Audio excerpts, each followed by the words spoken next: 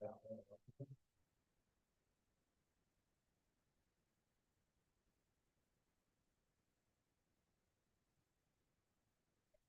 got that one. Or wait a minute. I printed off two. I guess it's the same as. It should be the same. Yeah, yeah. If this is what I'm supposed to be sending. Just, yeah, so, when you call it to order, you know, when you get to, this is, you know, first agenda item is called to order. So once you get here, which is pretty quickly, you can go off of this. So I would read through this. Once you get here, I can put people on here. And then, I think after this point, Dan would kind of take over and present that. Okay, Yeah. so once I call it over, I can read these. Yeah, like I would make it clear that we're on to the second agenda item, and this is the only thing on the minutes. So when you get to that, that's what we're doing. And Okay. you can read right from there. Thank you for taking this. Well, I got that one. I think I got two, one with line survey and then one without the line. This is just the fraction on the flower. As long as there's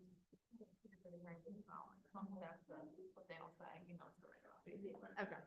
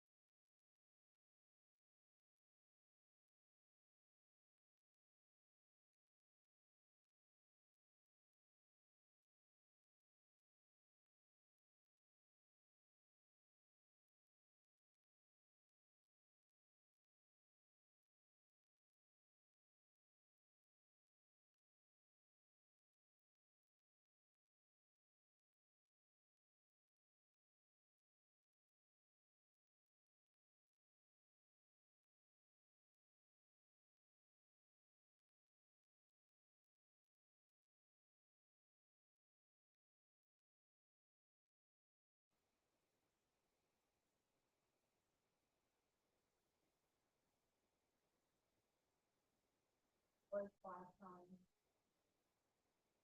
But I think by like a minute or so, right? The video last time is flagging. Is it the board given the screen? I don't think so. It's just behind by like a few seconds. Be right back. Gotta get the memory.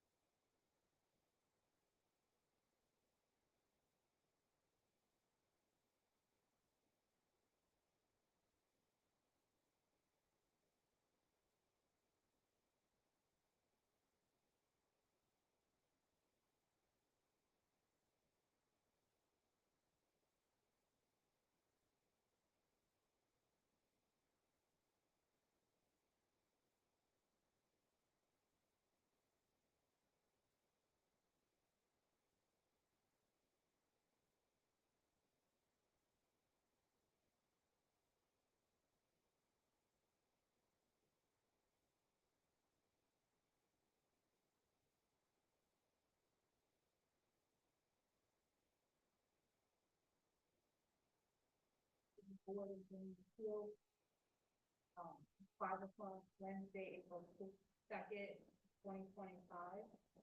The first order of business is to call the board meeting to order. The second is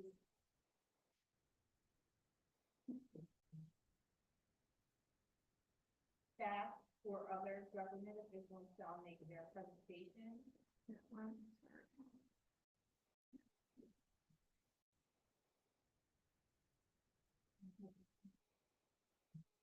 The Board of Regulations is conducting a public hearing in accordance with subtitle 3 of the land use article of the Maryland Mechanic Code and accordance with chapter 230, article 16 of Pocono City zoning code. Any person wishing to be heard may do so upon being recognized by the chair. They will be asked to state their name and address for the record and confirm that they have been sworn or affirmed. All comments must be addressed to the board and not the other participants. The procedure for the hearing will be the following. Staff or other government officials shall make their presentation. The application or petitioner will be given an opportunity to state their case. Other supporting testimony or those speaking in favor of the application. Those opposing the application shall be given an opportunity to speak. Other persons seeking to testify, and finally, comments and testimony from governor, official, staff, or agency representatives. A rebuttal testimony and summary of their case may be given by either party in favor or opposition to the application. A final opportunity to comment will be given to the applicant or petitioner. The board will act to close this portion of the public hearing and enter into deliberations upon which no additional testimony or public comment will be taken. If you are testifying in this hearing or wish to provide public comment, please stand and raise your right hand to be placed under oath. Do you swear or affirm under penalty of perjury that the responses given and statements made will be the whole truth and nothing but the truth?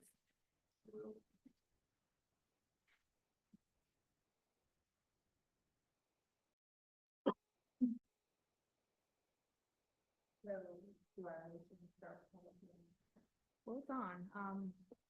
So I assume Mr. Brandon would present first unless he's choosing to do otherwise.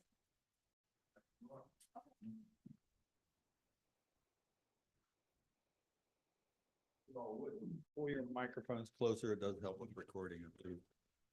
This is case number variance 114-2025, filed by Craig D. Collins, owner, requesting a variance to Article 6, R2 zoning district, Section 230-44 of the area yard and bulk standards, for the purpose of creating 3 residential lots that are substandard with regard to area and lot width requirements. The properties are located on the east and south side of 6th Street, Pocomoke City, and further identified as map 401, grid 18, parcel 298, which is referred further as parcel A, tax account 01039695, and map 401, grid 18, parcel 299, tax account 01030469. So in your package, by email, we included a staff report, consists of, I think, 4 pages, as well as a list of several exhibits. I've given a copy to our city attorney, which we would like to enter into the record. That will be received as Exhibit 1. So in addition to the staff report, the exhibits that we've included include Figure 1, a subdivision concept plan, Figure 2, an aerial photo from Google Earth, Figure 3, a record plat of the Oxford Court subdivision, Figure 4, a zoning map excerpt, and Exhibit 1, 2, 3, and 4 are the SDAT, or State Department of Taxation, listing information for each property in their maps. Exhibit 5 is the R2 zoning district area and yard requirements, and Exhibit 6 are the standards that the Board of Zoning Appeals should be considering when granting variances. So the background of this application is that owner, Craig Collins, the owner of the 2 parcels of land located on 6th Street, is seeking to create 5 new lots from 2 existing parcels, and that would be parcel A and parcel 299. They have a combined acreage of about 0.987 acres. That concept plan is shown as Figure 1. 2 properties were owned by the city and conveyed to Craig Collins in May of 2022 as part of a land swap, where the city acquired 4 commercial structures on Willow Street. So the existing properties are zoned R2, medium density, single family residential.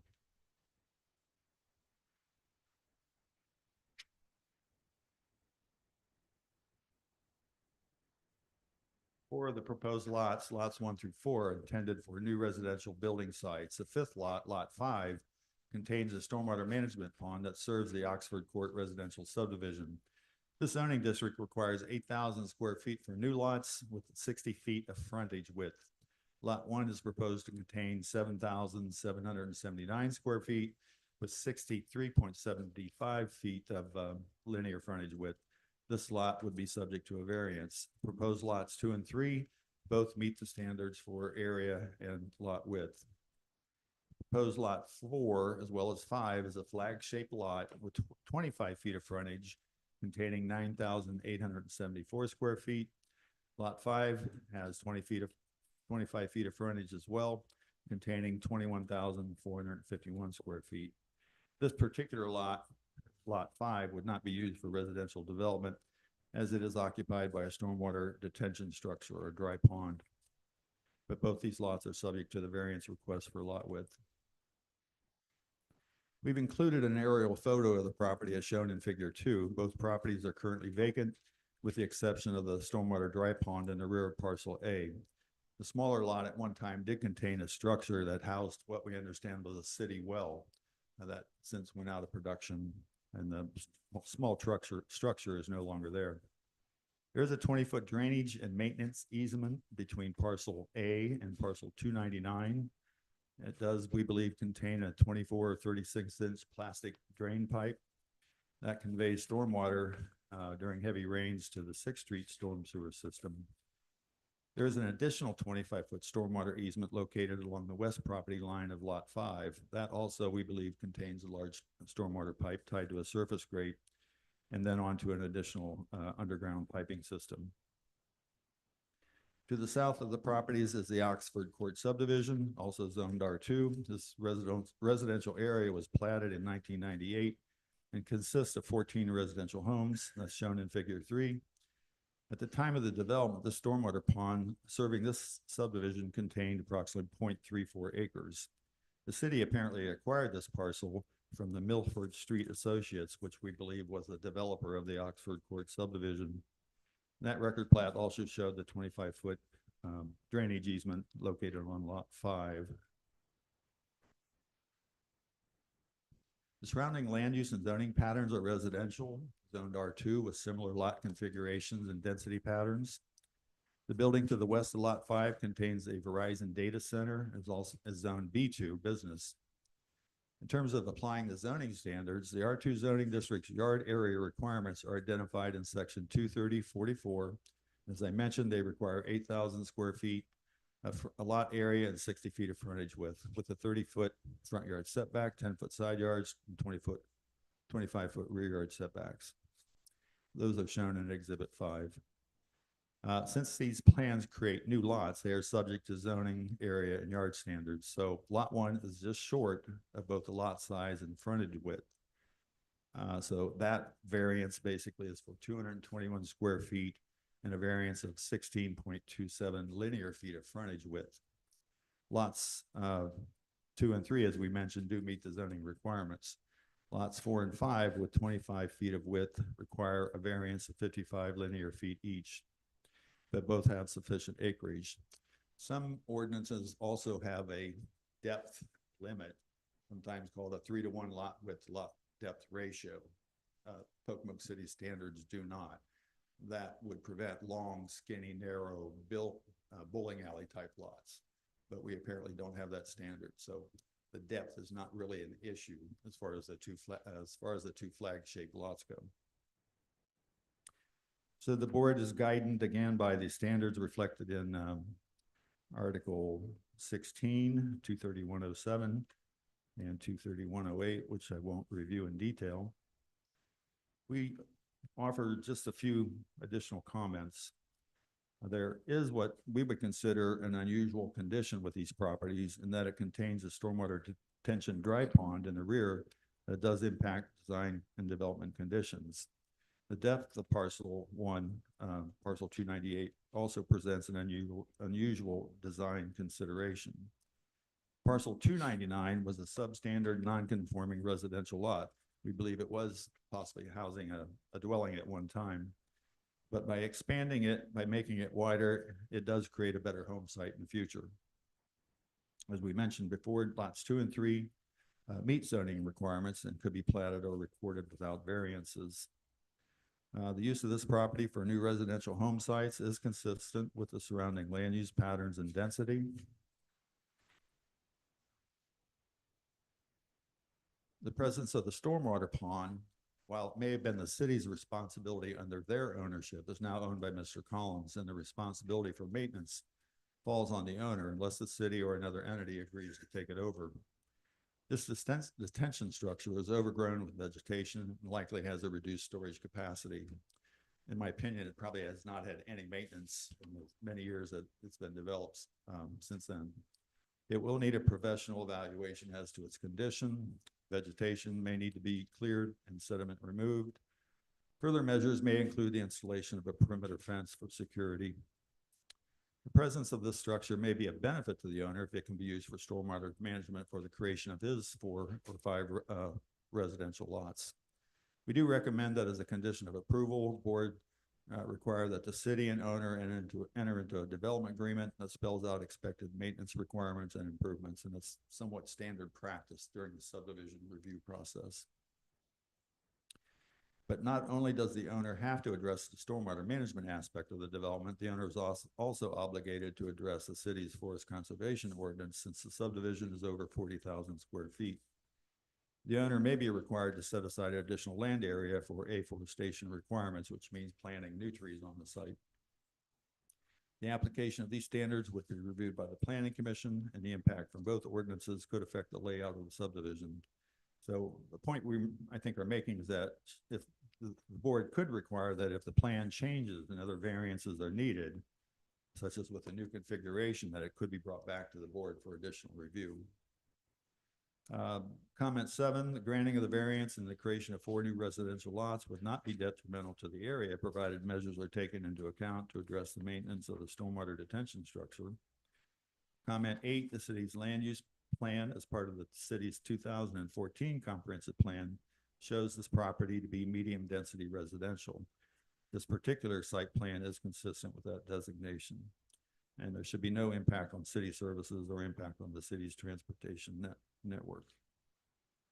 That concludes our staff report. I'll entertain questions, or if you'd like to defer to the applicant and other parties, we could wait until then. One technical question for you. On page 3, where it says application for zoning standards in the very first part. Page 3 at the very toward the top, where it says see exhibit 5.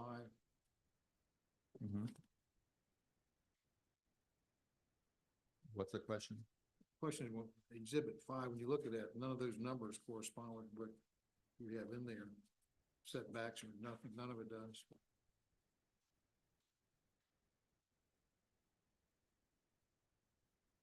Well, the primary standards, setbacks as far as front yard setbacks, side yard setbacks, rear yard setbacks aren't shown on the concept plan at this point. We believe there's adequate acreage and size for those setbacks to be met, but they're not shown on the concept plan as far as setbacks. Right, but in there it says that, of course, it says minimum square footage is 8,000. The information you provide us is 6,000, which and then it has 60-foot frontage on there. It says 50 foot. Maybe I'm reading something wrong. On the exhibit 5 is. I'll have to check that. Because they're all totally different than what. Yeah, that's, that may be an error on my part. I may have clipped the R1 standards by accident. That's a good catch. Yeah. If I recall, it is But 8,000. top, okay. I believe I did clip the wrong standards out. Okay. I'll double check that. Okay. But what you're saying in the 5-page notes you gave us, that's the correct, and the exhibit 5 may be incorrect. That's correct. And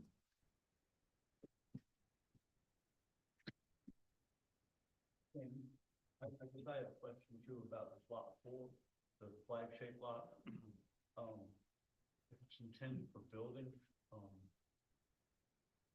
just without, I'm trying to rough this out, just scale it off what's up here. It doesn't look like the depth of that thing is more than about 75 feet at the point. So Yeah, you'd have to how do the front and back, the front and back setbacks work on that lot. It's an interior lot. You still have 30 feet on the front side of that, 25 on the back. Yeah, as it's applied to the very front from the street, it's 30 feet. And then it would still have to meet side yard and rear yard setbacks in the back part of the lot. So I guess what I'm saying is that would be a 30-foot setback there. No, it'd be a 25-foot rear yard setback. That's all rear yard setback? Yeah. That's how we would interpret it, yes. Okay. So that long part of that lot, would that be a driveway or something? Yeah. So kind of like, near 10th Street behind the, okay. And it's possible that some of that area, since it's somewhat of an unusual lot, may be needed for afforestation. He has to provide reforestation, planting of trees. That may be a lot that might be used for that purpose, or some spread out over all the lots. That would have to be evaluated and design submitted to the Planning Commission and the county, who reviews both the stormwater management aspect of the development and the forest conservation ordinance. But even at 25 feet at the front, we're calling it a rear setback, and 25 on the other side of that, and you're ending up with a buildable space of. There should be adequate room for space there. Okay. I didn't examine that in detail, but just looking at it, I believe there shouldn't be an issue with 10-foot side yards as it's applied to two of the property lines in the back part, and then a 25-foot rear yard setback, but you wouldn't apply a 30-foot front yard setback in that rear part.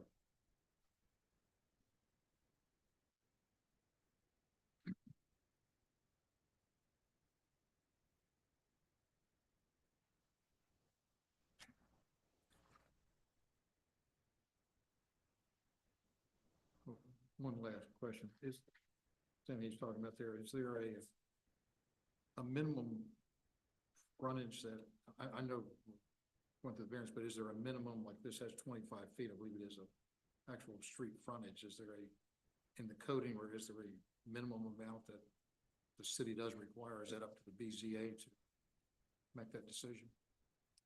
In terms of minimum frontage. Yes, like this lot, frontage on the public street, lot 4 has 25 feet, and lot 5 has 25 feet as well, is that? So the standard is 80. Well, I know, right, but I'm saying, but is there any minimum amount that we're not allowed to give an Not that I- approval above or beyond that point? Not that I recall. There are provisions in the zoning code for non-conforming lots of record that Right. if a lot that is currently substandard today, meaning it doesn't have the area or Right. frontage width, they are allowed to be built back upon if it was a previously built upon lot. That doesn't necessarily apply in this situation, but the point is that there is a lot of relief granted in the existing code for small lots that are existing and that have been previously built upon, so. Right, I think it changes to percentages instead of total feet, yes, if I remember correctly.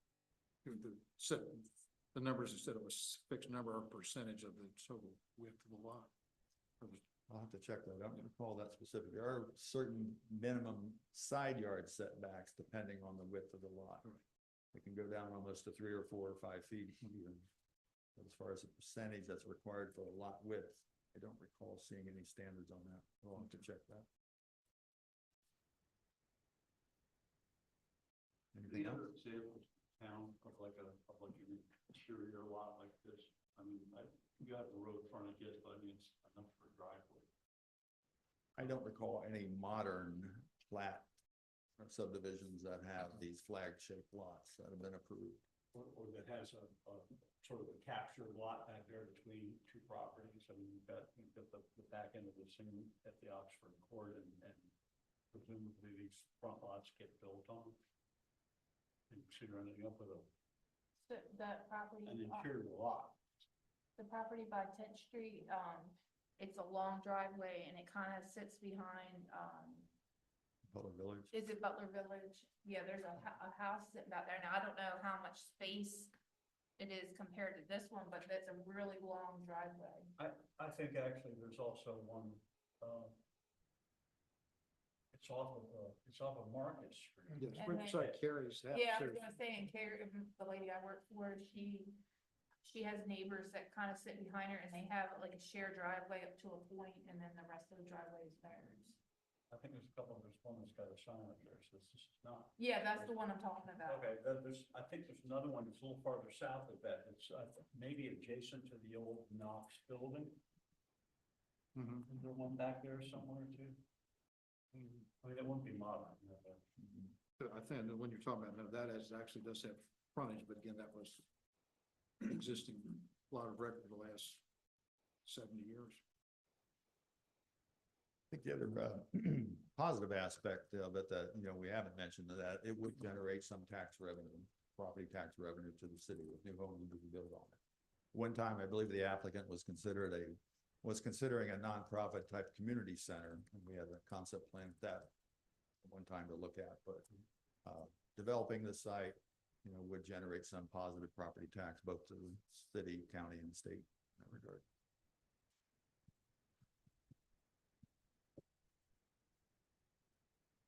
Anything else? No, I don't think so.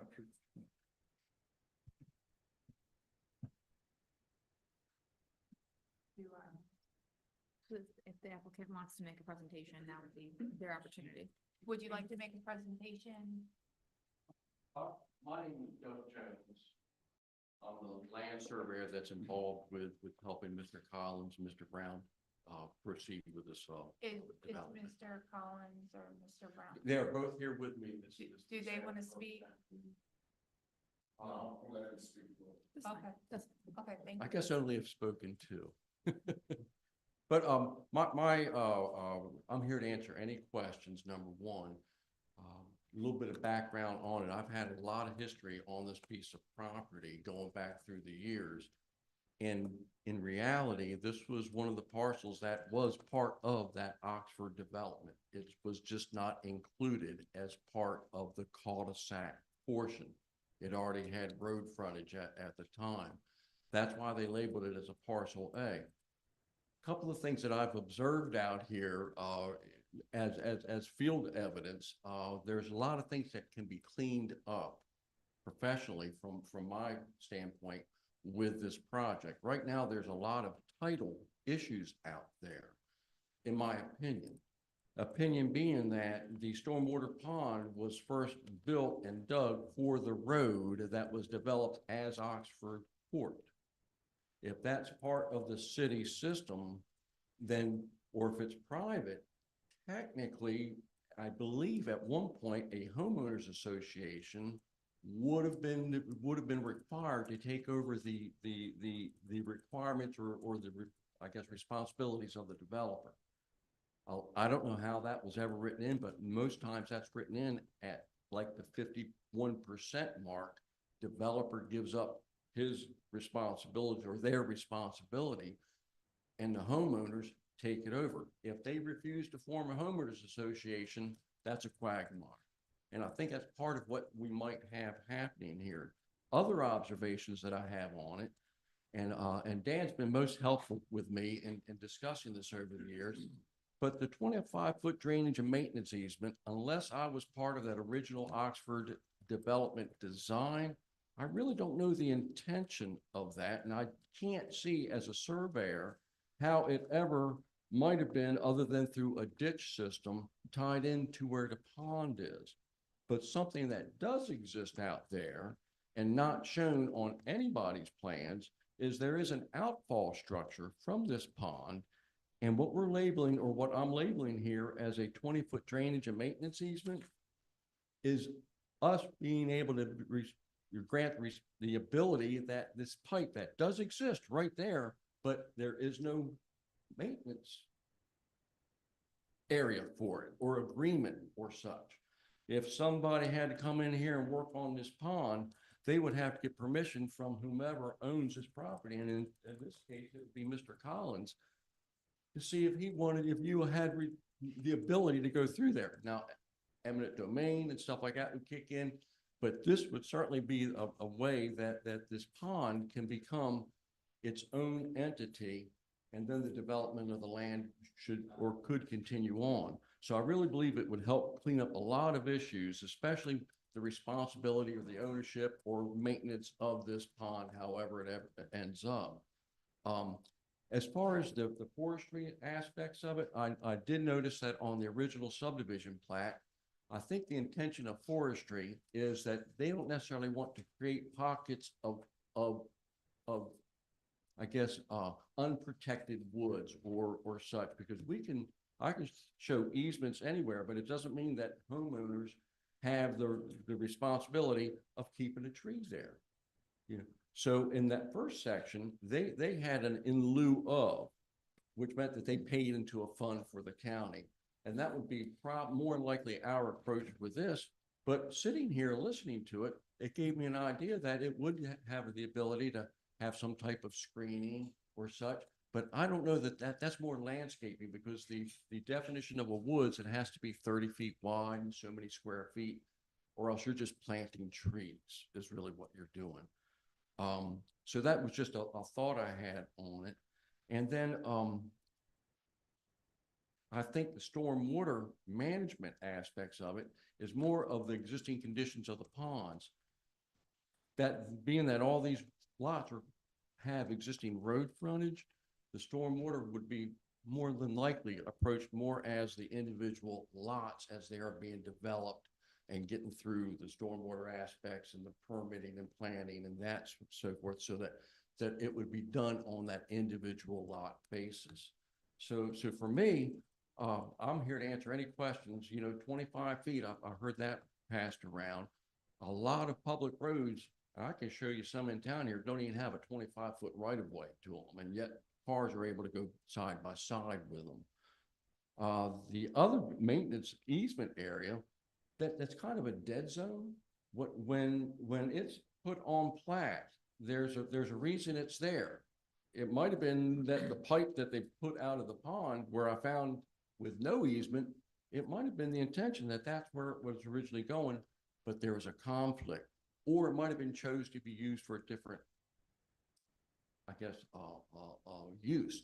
For instance, if there's a water line or a power line or anything like that, that might have been conveniently used to get from the Oxford, port to coming back out to 6th Street. So I really, again, I'm starting to repeat myself, but I really think it would have a great opportunity for us to kind of move forward and clean up any responsibilities and so forth. So if I have up here, I can answer any questions I can, as long as I can, but anything I can do to answer, just let me know. So are you saying that if we move forward with, granting permission or whatever the correct word is? The variance, I'm sorry, that they would upkeep this drainage pond and it would be used as? No, ma'am, I do not want to, what I'm saying is I have the ability that the stormwater pond is not going, it can become its own piece of property, whether the city ends up owning it, if it goes back Oxford Development, or if there's an easement, some type of condition put on there. But for me, it was a convenient way to have something that would have legal road frontage and be able to be its own entity and not have to be served by easement or anything. So that's what I'm trying to do. I'm trying to give access to the pond so that you don't have to ask permission. It can be fenced in, it could be used for, and if it was conveyed to the city, it could be used as part of public works, whatever. It would be part of you would own lot 5 or however that designation would be. So do you know if your clients have, an idea what they would like to do with it? Oh, most definitely. We had approached trying to put a home on the existing lot that's out there, leaving this acreage parcel A by itself. We can certainly get a home on there, but I would be putting a home exactly on setback lines, and you would have housing that I don't think would be the moving forward aspect. I think it would be infilling something that you already have, and it's a little bit more of a difficult position to be in, because now we're thinking about driveways, walks, steps, that type of thing. So expanding that first lot and honestly, giving or having the R2 zoning of the 60-foot wide lots, they have homes that are ready to be built that we could submit plans and this project can move forward instantly is what we are asking for also, as a way that we can certainly move this forward and make it beneficial for everybody. And how many homes do you think that they would be wanting to build? I think they'll be building 4 homes out here. 4, okay. Yes, ma'am. And how big would the homes be? I believe they're around what, 1,100 to 1,200 square foot homes. Okay. So they're nice homes. Was a 3-bedroom? 2 3-bedroom, 2 bath, one floor living. So it gives the ability that if somebody has to have handicap access or such, it's the type of home that can be modified, and that's what it's been used for. The one that Jermaine has built, that I've just recently worked with him down down in Lewis Road. It was for someone who was in, I believe, had a wheelchair. Yeah, handicap, so. So is his, if it is approved, the variance is approved, is he planning on keeping the properties and then renting them out or selling them to potential homeowners? I would have to defer to my understanding, that, Mr. Collins, and I'm not even gonna look at him right now, but I know what he is trying to do is put people and life back into his project. So everything I've dealt with him has been for the future owner. But I don't know if that's completely, the plan, it might be, rent to own, I don't know the true situation, but. No, it's probably just for selling, I would build it. Okay. I don't have any more questions. And then lot 5 right now is ownership is with Mr. Collins. Now, there would, at this point, he would, if this were approved, he would still retain ownership of that and be required to do the maintenance we talked about previously. As it stands right now, ownership would not be conveyed. There is no responsibility per se, other than did the city have a responsibility before they let the piece of property go? Okay, well, I'm confused already. Oh, I'm sorry. The reason I'm saying that is that the city had possession of a piece of property that had a stormwater pond on it, Which they got from the developer. which they got from the developer. There was no modern survey to show the city that what the existing conditions were on that piece of property. If that had happened, I think that some of these issues would have been looked at or addressed and maybe figured out. But by accepting that stormwater pond, we've accepted ownership, but he's not accepted necessarily the maintenance. And I think that is, the pond was, and I don't want to I'm gonna back up a second. He did not create the issue of the pond. Mhm. What we're trying to do is clean up that issue. So I think this would give the first ability that if it's not a building lot, then it gets reduced down to, a different tax base, I would say. Or it might be in a negotiation or request in the future that maybe the city would take it over. I don't know how to address that right now. Okay, well, the question, Mr. Collins owned it, which I assume by looking at this, he did that. But you're saying who, as of this moment, who's responsible for the maintenance of it? You're saying no one is? Is that? Exactly. If So it's- your street started flooding on Oxford Court and let's say this pond got filled up Mhm. and people in that neighborhood started complaining to whomever the entities are, Public Works and trickle up type of thing, you would not have a solution without getting Mr. Collins involved with it. And he doesn't really have a solution because it's, he bought a piece of property. He didn't know that he owned a pond until I walked him out there and showed it to him. So when he purchased the piece of property, the town didn't, how do I want to say this? Didn't disclose, and he didn't know until I went out there and showed him the boundary lines. At that point, it became a reality. And at first and let me back up because Dan can correct me with this as well. When we first looked at it with our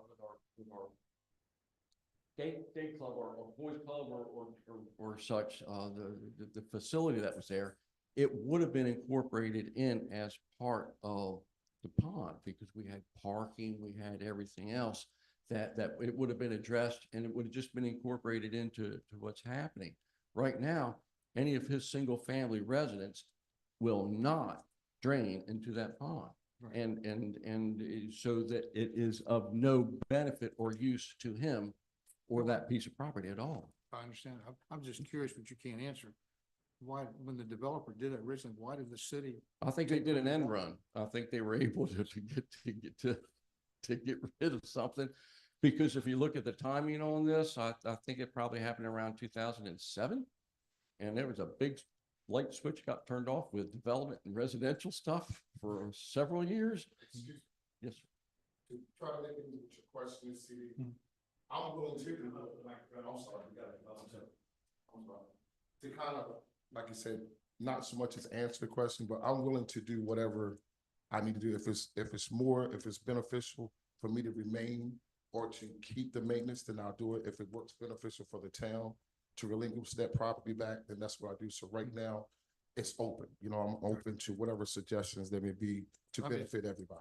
I'm saying it's quite a responsibility, because that's a perpetual, that's Correct. So beyond our lifetime, it's still the owner's responsibility. correct. So right now, as far as that, I'm willing to do whatever we need to do to relinquish that problem, whether it's for me or it's beneficial to the city. So whatever works, I'm willing to do. But obviously, again, Mr. Jeff, that's never really, it's a dry pond, and just a detention, not a detention, It's a retention. retention pond, Yes. not a detention pond. But obviously, it's never been used or whatever, is that? It has water in it from time to time. Yes, okay. You know, if you want to get back in there. Going back in time, when the subdivision would have been approved, they would have had to put a perpetual maintenance agreement on file at the county. So there is a mechanism someplace that the developer had there. You know, but how to fulfill that or come back on, I wouldn't be able to tell you, other than somebody's going to complain to the stormwater management aspect of Worcester County. Well, be to the city, not the county, wouldn't it? Well, the county is the one that administrates, I believe, your stormwater regulations. City's ultimately responsible for enforcement of stormwater management regulations. County reviews and stormwater. But the city's still responsible. Cities are still responsible, but as part of a development, they would, and I believe if I probably perused the original subdivision plat, there's probably a note on there that says that there's a long-term protection agreement on record, and it gave a number and so forth with the county. It's a unique situation where you've got a stormwater detention feature that's there really solely for the use of that development, but not owned by the development, it's owned by the public. That's very awesome. Really strange situation. I have a question. Yes, If- ma'am. Would it benefit anything if it, say somebody's, I'll take care of it and it's taken care of the way it's supposed to, would it benefit the area in any way? Like, is there standing water over in that area a lot? The benefit of Mr. Collins's development is going to be that it's not going to be an attractive nuisance. I would have to say, in my profession, I would call it an attractive nuisance. It's a repository of anything that somebody wants to throw into that area.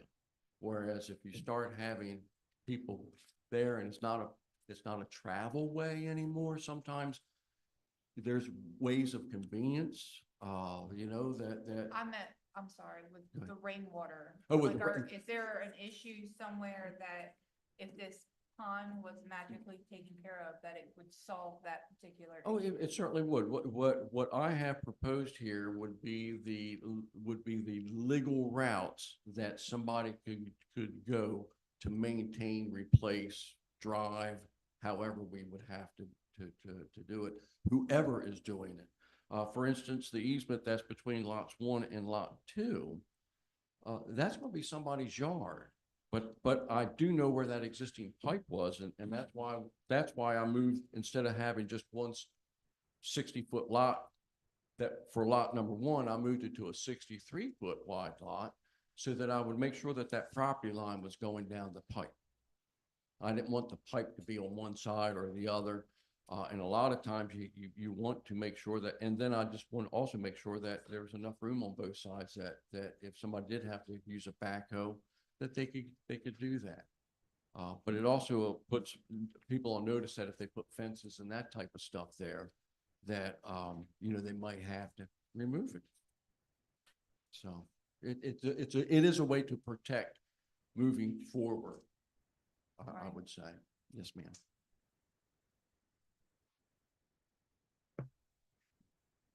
Well, you made mention a few minutes ago, but you do have a house plan that would meet the setback requirements for lot 4 without having to get any other variances. at that It would point in make time? my life so much easier because the house plans that we do have are perfect for these lots. For lot 4 and. For lots 1, 2, 3, and actually for lot number 4, but lot number 4, I would try, and this one, all right, I would have to try and turn it, working with Dan.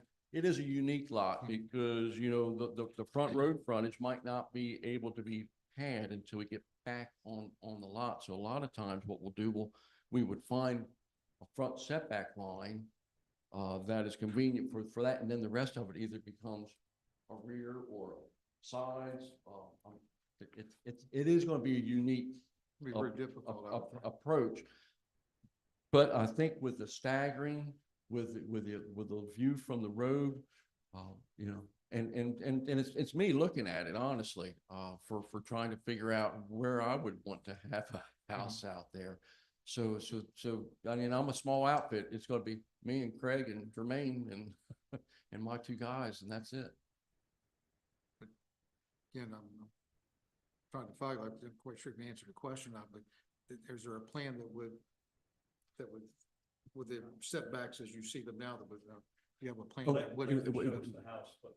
What, my next step would be to submit if this is approved, it would be to submit the subdivision plat, which would show all the easements, Building all the envelope. setbacks, all the building envelopes.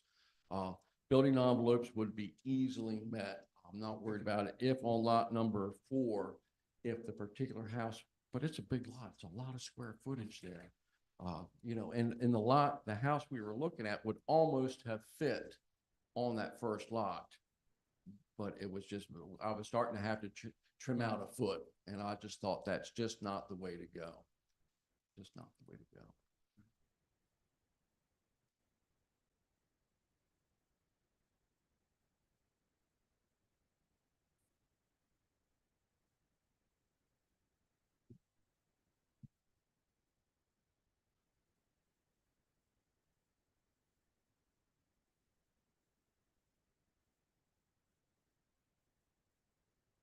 Does anybody else have any other questions?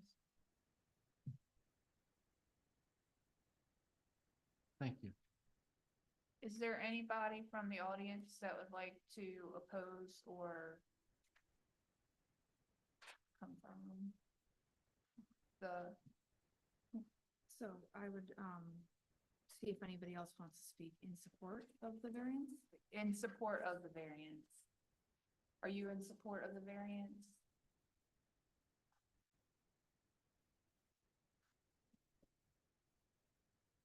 Right, are you supporting it or no? Is there anybody else who would like to speak that's supporting the variance? Okay, move on to. You can come to the microphone. Please state your name and your address. My name is Ebony Tate France. I live at 609 Oxford Street. That's kind of like in the back of it. I bought the property because of the empty lot in the back of me. I don't want to live through construction. I don't want my kids to live through construction. That's why I bought the home. I mean, if they put up a fence or something, they don't mess with it's like a little, I guess it's a pond. I've never seen what lies in the middle. I just seen like the woods kind of like, they don't mess with that. I don't have a problem with it, but I don't want to live through construction. I bought the property just because there was not anything in the back of us. We can sit on our porch, we can look, you know, the traffic goes by, you know, we have enough of people coming through, you know, and coming through my yard, they're leaving carts, whatever the situation is. But like I said, they're able to separate the two where we don't have any disturbances. They don't mess with the kind of like the rubbish that separates the two, then I'm okay with it. But if not, then no. I'm sorry, are you closer to Sixth Street or closer to, I'm on Oxford Street, the cul-de-sac in the back. oh, okay, so I was thinking, sorry, I was thinking of, what is that, Bank Street? I was No, thinking of- not yeah. on Bank Street. I'm on the, where One of the, these adjacent lots at the back, yeah, right here. which one is it? This one right here. Does it have a number on it? I think it says lot 6. Lot but I don't 6. know. Yeah. It's kind of hard to read. Yeah, there's like a big ditch or something that separates it, right? Yeah. I don't, I mean, I don't know if I should be speaking, cause I don't know, but I think they wouldn't mess with that ditch or anything like that. Yeah, that's the only thing that I'm worried about. It's really quiet. And that's the reason why I bought the home, is because it's really quiet because of the empty lot, because it wasn't anything going on. And then now they're trying to build homes, which brings more traffic, which brings more noise. It's just, Well, they shouldn't be like breaking through, like making a road to go cut through there any kind of way. So I don't think you would have to worry about that per just, se. yeah, just, that's it. That's the reason why I bought the home, is because of the empty lot on the other side. We didn't have anything going on there. We could sit on our porch, we can watch the cars go by, we can watch the kids playing on the other road, when there was a path there, my sons would walk. They would walk through that path. Now they closed it up because of it was many people coming through that path, and it was just a lot. But that's the reason why I bought the property, is because of the empty lot, because there wasn't anything on the other side of us. I understand. So you said you were lot 6? I believe that's where I am, yeah. Okay, so you will be closer to lot 4 that they're gonna build on? Yes. Okay.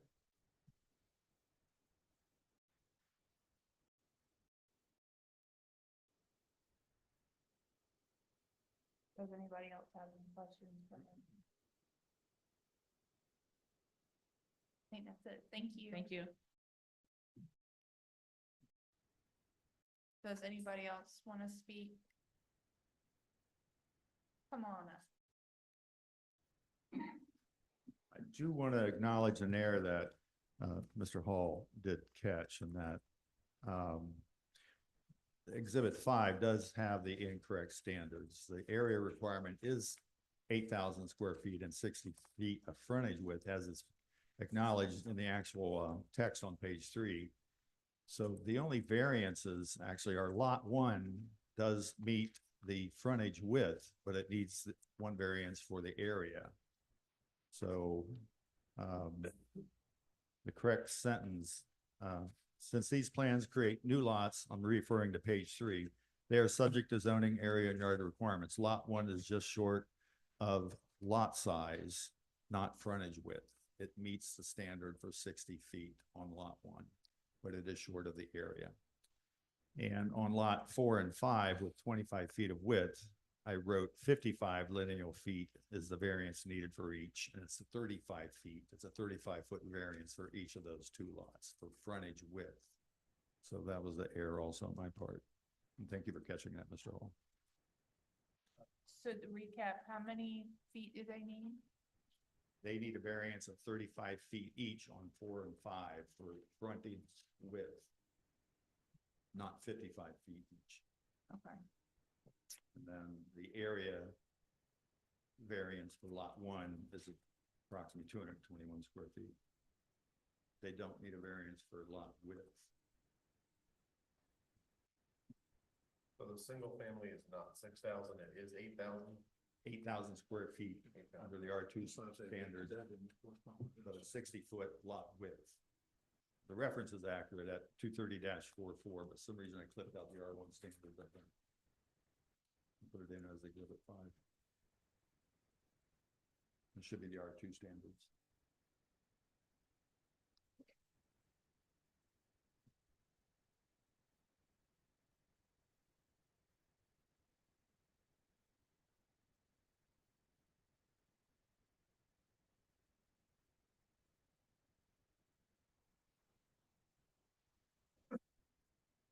If I could clarify, Mr. Chair, just a couple other comments about stormwater management. If I recall, in looking at the deed for Oxford Court, I think I do remember him saying that an HOA should have been set up. And it's not uncommon for developers possibly not to follow through with setting up an HOA, which also involves collecting HOA fees for maintenance and for maintenance of various items like a stormwater pond. If that was never set up, second alternative typically is that the developer asks the city then to take that over, and then the city bears responsibility for the maintenance of the pond. That apparently never happened either. Some cases, the city or county can set up taxing districts where they can levy taxes on the particular properties that benefit from the stormwater detention structure. That's another option that some cities and counties have used. But it is still staff's opinion that the owner now is responsible for the maintenance of that pond unless another mechanism can be arranged or looked at. It's possible that he may not be able to use that actual pond for his own development purposes. From a drainage standpoint, he'd be possibly draining it uphill. And he may have to get by with swales in the front side yards, small swales to help retain any or detain any stormwater coming off these lots. But he probably can meet stormwater management requirements on his own without using that particularly large structure. But he would have to file plans through the county and get those reviewed and approved. In our opinion, responsibility for that structure still falls on him, unfortunately. But that's how we see the ownership transferring over to him. I've got a question. The stormwater management area here, the easement, you've got two areas of access. One is like a deeded, like a subdivided thing. Is that necessary to have a subdivided, this on the left-hand side of this thing? Is that a necessary feature? I'm not sure what you're referring to. It's the, I'm sorry, it's this 25-foot drainage and maintenance easement with a 25-foot road frontage. Where you've got a 20-foot drainage and maintenance easement over on this side, so you have access to the lot for maintenance. Both of them here give both access to that stormwater pond. Is that necessary to be actually like part of a deeded lot? It's a recorded, It is. it's a recorded deed or a recorded item on plats that have been filed with those developments. So it's there unless somehow replatted and removed. Okay. But also, if you didn't have that 25 foot to lot 5, you can't, or best of my knowledge, the city would not allow you to create a lot that had 0 frontage. Right. But I mean, this isn't a buildable lot. But technically still a lot, but I mean, Okay. it's, I don't know the real estate law. well, I mean, that's not real estate, it's zoning, but it's, just, I don't think the city would allow anyone to create a lot that had 0 frontage. Without a deeded access. Well, or frontage, I mean, not just. Oh, okay. Right, and again, that's the way I understand, I may be wrong, but I assume that's the reason they did it that way. I could apply on that. I'm sorry? I'm sorry? No, I think, if you want me to, I can give you an opinion on that, but, I think with the original Oxford development, that 25-foot maintenance, drainage and maintenance easement went from 6th Street. Disregard that dark line that says zone commercial, zone residential, it makes it look like it's a property line, but it truly is not. It would come back and touch the back of lot number 6, the back of lot number 7. And then in between lot 6 and lot number 7 is also labeled a 20-foot utility and maintenance easement. So it makes me wonder if something is being conveyed from Oxford Court back out to 6th Street. So what I'm doing is like a dual purpose. There's an easement that already exists there by record plat, and now we're going to ratify the edge of that easement line as being a new property line. That's what we're doing. The other easement that I'm showing on there is one that we're building on existing conditions. That's one that we would be proposing. So I've kind of incorporated old and proposing new on that.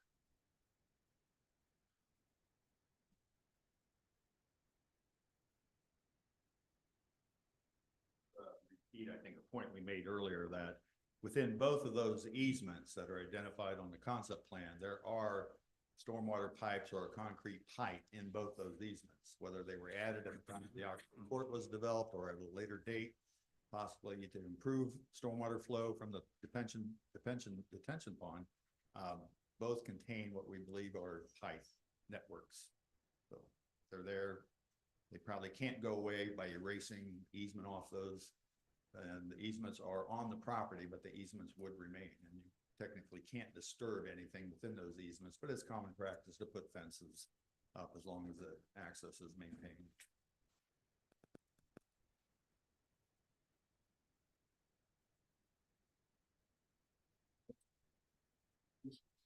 Add something before we close.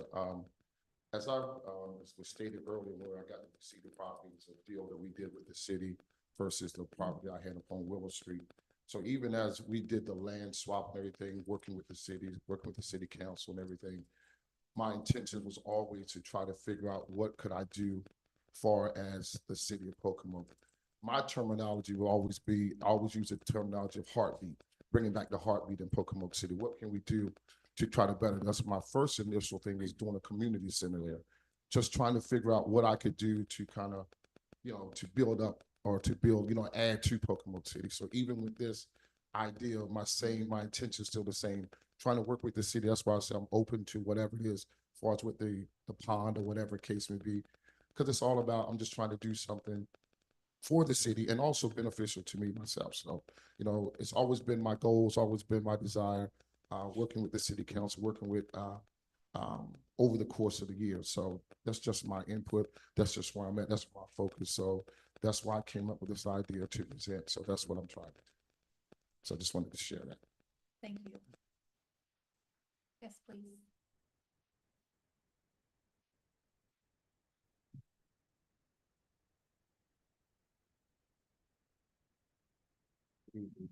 Todd Knock, 222 Laurel Street, Pocomoke City, Maryland.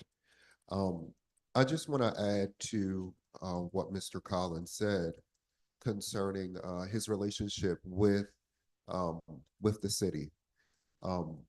Him acquiring these properties was a forced move by the city. They wanted him out of his Willow Street property, and they forced him to take said property on 6th Street. How do I know? Because I was here. I heard the conversations. I heard the force. I heard everything that was going to go on. Of course, the city acquired all of the properties on Willow Street, and Willow Street has been demolished. Keep in mind that Mr. Collins owned a parcel on Willow Street, and that was supposed to be the location for the new library. I just wanted that to be on record so people understood how we even got here in the first place. I know you all got some background information in your packets, but it was a lot of force by a former mayor and a former city manager that really tried to push this through. So the city, the mayor and council at that time, we were not aware of the storm pond, because there would have been some exceptions made in selling said property, but it was a very rushed deal because they wanted to get Willow Street down, or they wanted to own all the parcels on Willow Street for the not happening library, I guess we should say. Right. Thank you.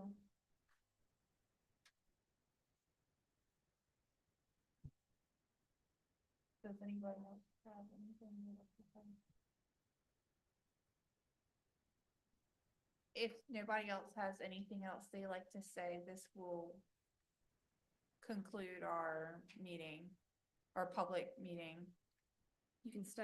You don't have to leave because the public portion is over. It's just the time for any testimony has concluded unless anybody else wants to say anything. And if not, then it would be turned over to the board to deliberate. That can be done openly. It doesn't have to be done in secret, just so you all know. But if that's the case, then you'd be closing the public portion of it.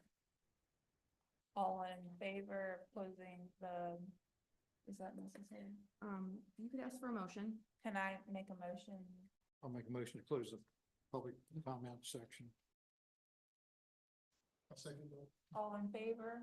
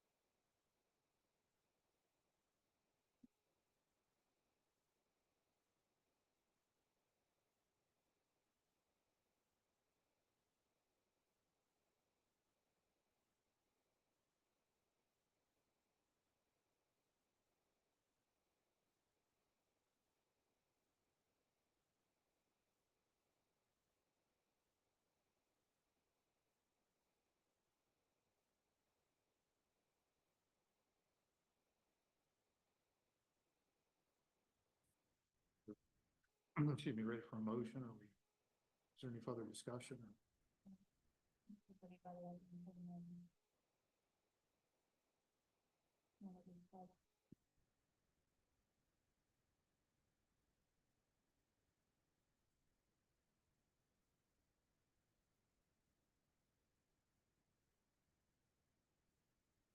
Do I make a motion to approve it?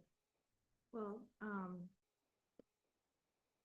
if, regardless of whether or not the board approves or denies, just make sure that we're making findings that go along with the requirements that the board has to make before anything's done. I think Mr. Brandewie probably provided those standards, somewhere, but yes, and so make sure we're going through those and we're making the proper findings, just so whatever the board does. Well, I didn't mean to say a motion to approve on that. I was just saying to move forward, I'm sorry. Yeah.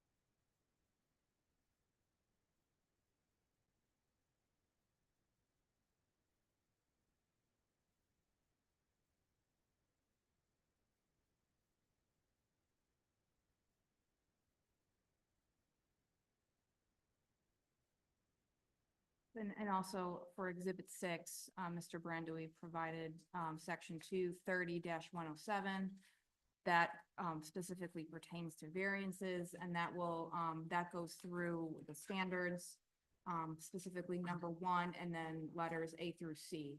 Those are the findings that will need to be found before we can grant the variance.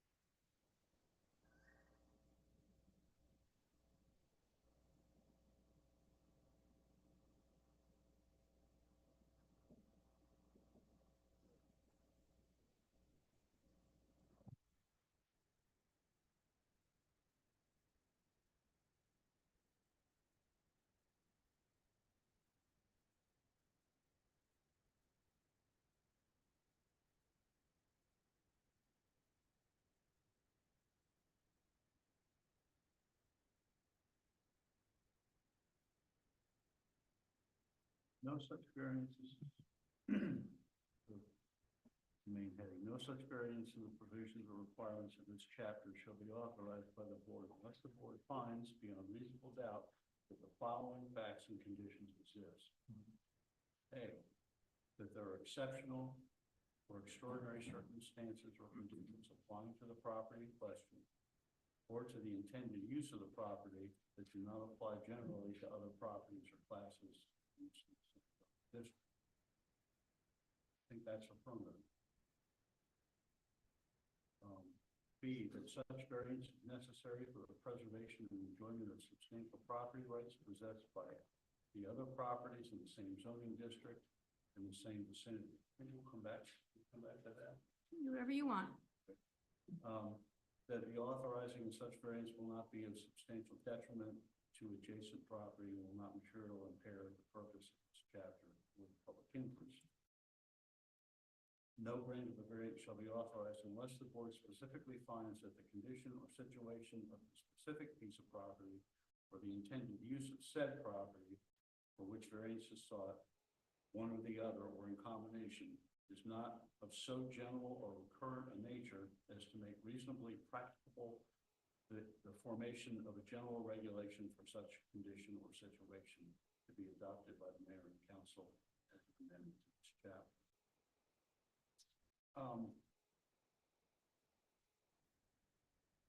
Two things to me, is I'm not really sure how we address the frontage of these two lots being 25 feet. And I mean, it's an extraordinary condition. That's all I can say is, I think you were asking, is there a bare minimum? That's why I didn't know if there wasn't. I didn't, and it may not be. But, so I mean, I'd have to say that falls under an extraordinary condition for access to these lots without destroying one entire lot. Are you talking about just for lot 4? 4 and 5. Well, 5, I Four. don't think, is there anything to be done with it because of the, storage or the pond? Well, that's on lot 5. Right. Well, yeah. 5 is thing only, so,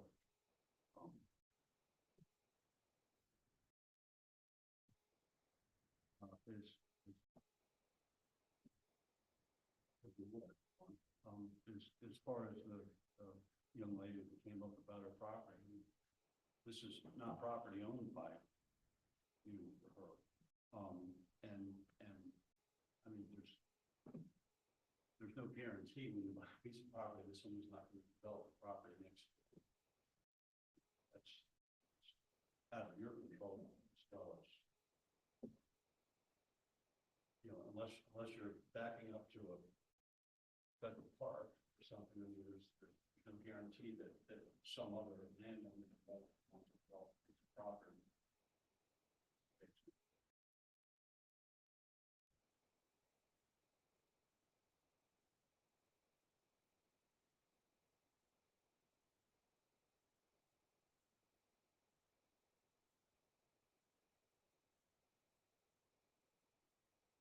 Yeah.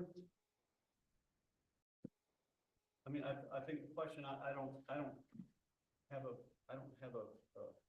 lot of heartburn about 200 square feet on that first lot, and the other two are conforming. So really, it just comes down to this 4 and 5. 5 is an existing. I'm assuming that's all been registered as a district plat. That's what I understand. Jones, is that the easements, the right of ways and things? I know you were trying to explain this, and maybe I wasn't following you entirely. But is this already registered as such? The stormwater pond is established through easement on the subdivision plat of our court right now as an easement within parcel A. With access off of 6th Street? No, there is no true access to anything. I believe that when, and I saw who was developing it when Palmer Gillis was developing it, they didn't follow through with their next phase 2, which would have been the 6th Street end of things. Sure, it's shown the other Oh, side. I'm sorry. Okay. That's.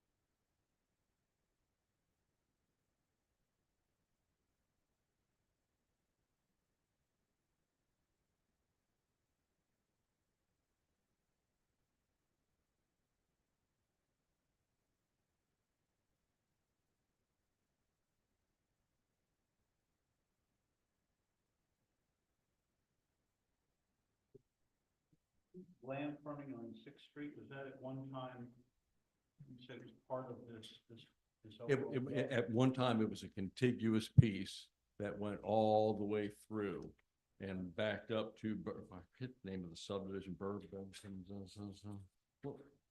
I think it's shown on the. Berwick. So that they continued the Oxford Court Street to develop the cul-de-sac. And basically severed the rest of the property from the cul-de-sac side of things. I mean, it looks like they squared it off and it goes from zoning residential to zone commercial.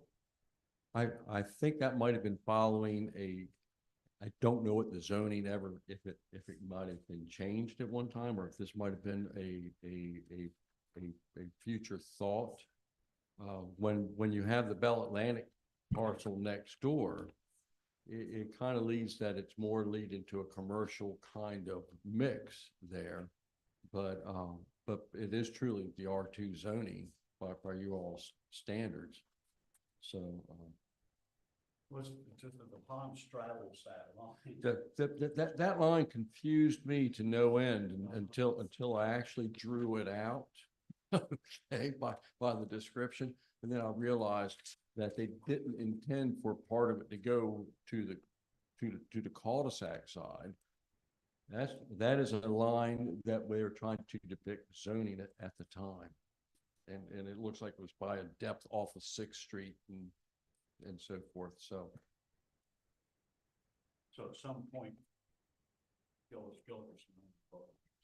most definitely, and I actually did the survey work. If you look at one of the old notes, it said that it was done by an unrecorded survey by Souley and Associates. That was me. So when I said I had a lot of history on this piece of property, I really have had a lot of history. I just was not part of the development part, or Bill Parker's office did the development part of it.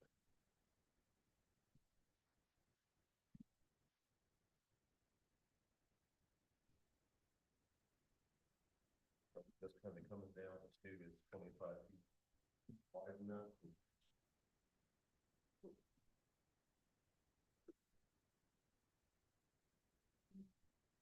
25 to 25. So this one beats lot 4.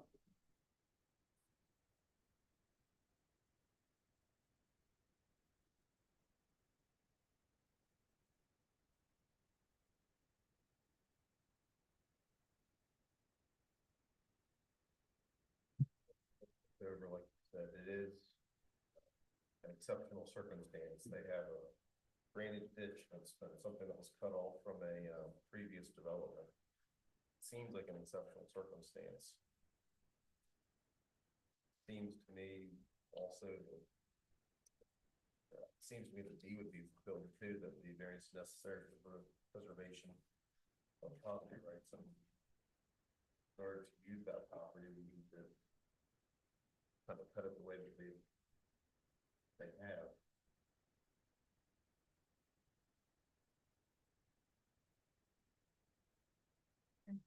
Some appropriate use of land and structure in accordance with the comprehensive plan. Yeah, it's supposed to be residential, it makes it residential. Right. That's 4 homes there.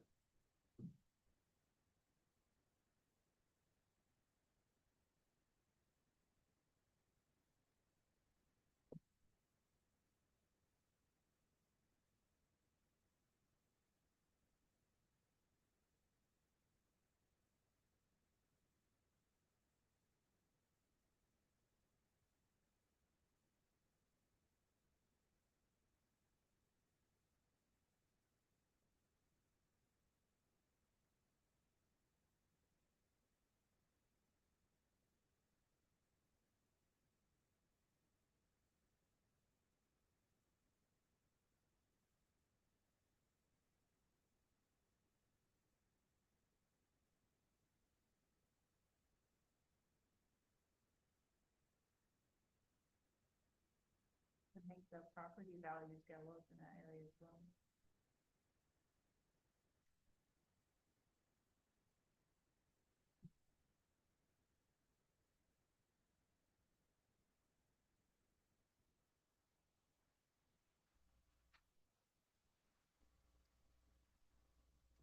Ready for a motion? Yeah. Did we do a motion now? If you're ready for one. Yeah, about 70 other questions.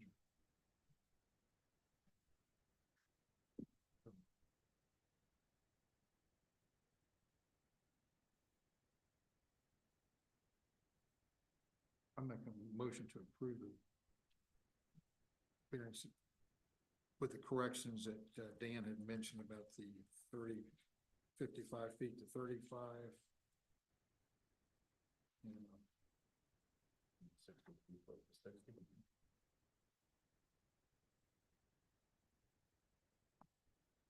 Yeah, it's conforming on, Yeah. on the frontage, it's just.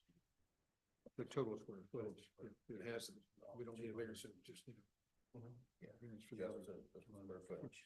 for the lots 4 and 5, and it's 35 feet, is that correct, Dan? Yeah. And I think after we've all reviewed it, that it meets the standards that we have to meet for the, for granting the variance, so I make a motion to approve it with the corrections, and also that they enter into some sort of a satisfactory agreement with Pocomoke City as far as the, maintenance of the stormwater management pond. I have no idea what that would be, but something that's agreeable with the city. I'll For the second that motion. maintenance. All in favor? Please let the record reflect that everybody agreed that to pass the motion or the variance.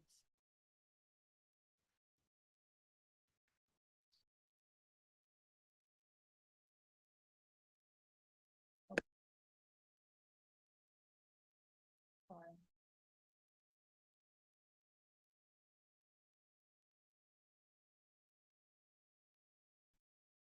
The next order of business is the approval of the minutes.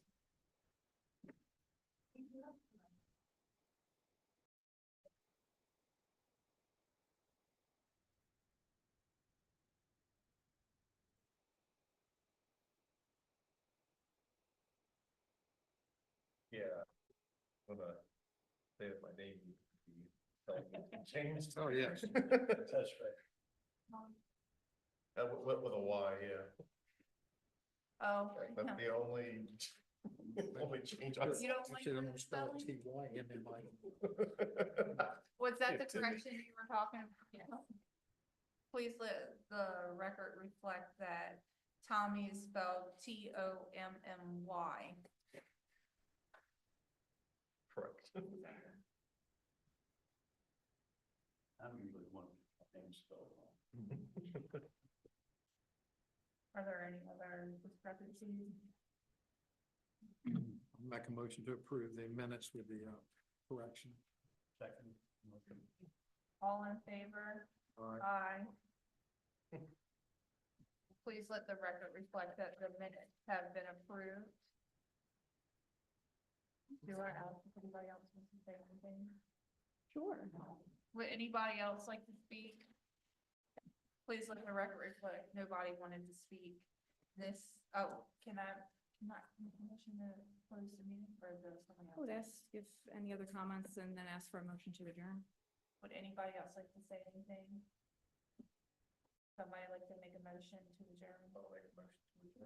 Second that. All in favor? Aye. Aye. Please let the record reflect that everybody agreed to close the meeting.